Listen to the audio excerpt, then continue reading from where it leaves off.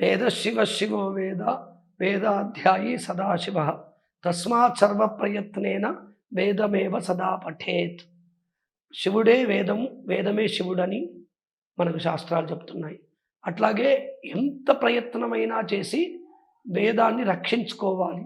అంటే ఒక్కొక్కరు ఒక్కొక్క తీరుగా, కొంతమంది వేదం చదువుకుంటారు, కొంతమంది వేదాన్ని బోధిస్తుంటారు, కొంతమంది ఆ వేదం చదువుకున్న కుక్షికి భోజనం పెడతారు. అట్లాగే కొంతమంది ఆ వేద పండితుల్ని దక్షిణ ఇచ్చి కాపాడుకుంటారు. కాబట్టి ఇదంతా కూడా వేదాన్ని రక్షించుకున్నట్టే. కాబట్టి వీళ్ళందరికీ కూడా వేదమాత అనుగ్రహం ఉంటుంది.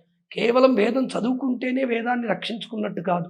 ఈ వేదం చదువుకున్న వాళ్ళని రక్షించిన వాళ్ళకు కూడా ఈ ఫలితం వస్తుంది. కర్త కారయిత చైవ ప్రేరకశ్చ అనుమోదక దుష్కృతే సుకృతే చైవ చత్వార సమభాగిన. ప్రతి పనికి నలుగురు ఉంటారు. కాబట్టి అలాగే ఈ వేద విద్య, అయ్యో అతను వేదం చదువుకున్నాడు, నాకు ఆ వేద ఫలితం రావట్లేదని బాధపడక్కర్లేదు.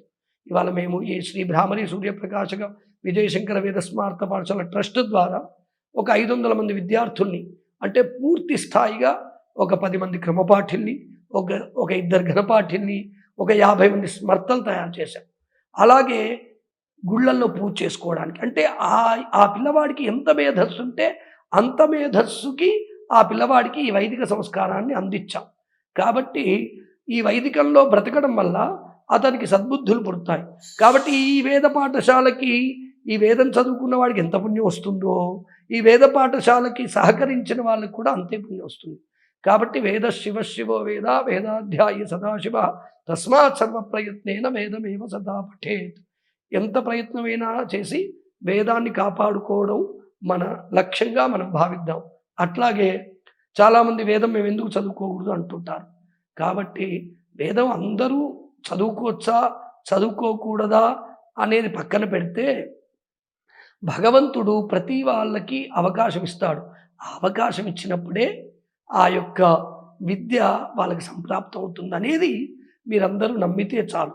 కాబట్టి మనకు అంటని విద్య దాని గురించి ఆలోచించి పక్క వాళ్ళ మీద ఈర్ష్యపడే కంటే, మనకి ఏ విద్య అంటుతుందో అదే వేద విద్య, అదే బ్రహ్మ విద్య. అన్ని విద్యల్లో, అన్ని వృత్తుల్లో కూడా భగవంతుడు ఉన్నాడనేది మనకు తెలుస్తున్న సత్యం కదా.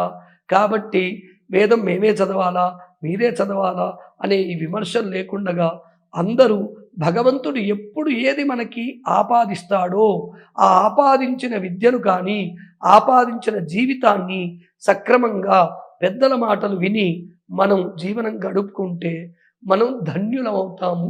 ధన్యుడు సుమతి అని శ్లోకం ఉంది కదా, సుమతి శ్లోకం. కాబట్టి మనం ధన్యులం అవుతాం. కాబట్టి అందరూ విమర్శలను ఆపి ఒకరి మీద ఒకరు అనుకోకుండా భగవంతుడు ఏదిస్తే అది పొందమని మాత్రమే నేను చెప్తున్నాను. కాబట్టి ఆ భగవంతుడు మనకిచ్చిన జీవితాన్ని, మనకిచ్చిన శరీరాన్ని, మనకిచ్చిన విద్యను, మనకు ప్రారంధంలో, మన జాతకంలో, అంటే జాతకం అంటే మళ్ళీ జ్యోతిష్యం వైపు వెళ్ళట్లేదు నేను. జాతకం అంటే మనం పుట్టినప్పుడు బ్రహ్మరాత అంటారు కదా, ఆ బ్రహ్మరాత అనేది ఒకటి ఉంటుంది.